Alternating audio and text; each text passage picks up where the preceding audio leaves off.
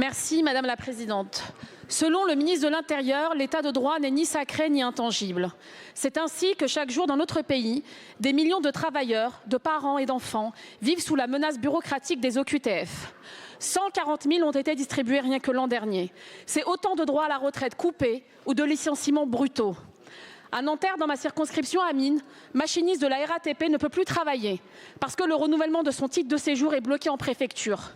Ces mêmes préfectures qui sont débordées et qui pondent des OQTF cyniques à l'appel, que ce soit pour des femmes déposant plainte contre des violences conjugales ou encore pour des Palestiniens qu'on a voulu renvoyer sous les bombes à Gaza. Tout est bon pour satisfaire les exigences irraisonnables du ministre de l'Intérieur. Son obsession n'a plus de limite, allant jusqu'à inventer à lui seul une nouvelle forme de déchéance de nationalité. Ainsi, à Orly, des enfants français dorment derrière les barreaux du centre de rétention, comme cette petite fille de 11 ans qui y a passé 4 nuits en octobre dernier.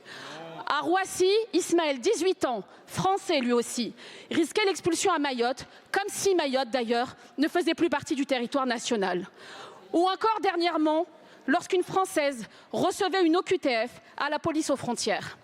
Vos alliés, quant à eux, rivalisent de surenchère. Pour Laurent Wauquiez, la solution serait ainsi d'envoyer les étrangers sous OQTF à Saint-Pierre-et-Miquelon. En d'autres termes, il faudrait exiler des gens à l'autre bout du monde pour satisfaire quelques chroniqueurs racistes et enragés.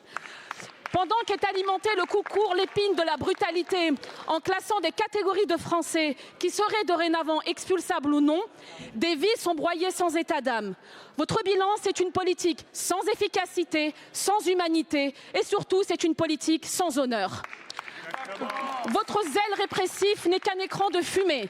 Vous organisez le chaos, vous fabriquez la peur et vous piétinez la dignité simplement pour gonfler vos courbes et flatter vos flancs. Vous êtes l'incarnation même du trumpisme à la française.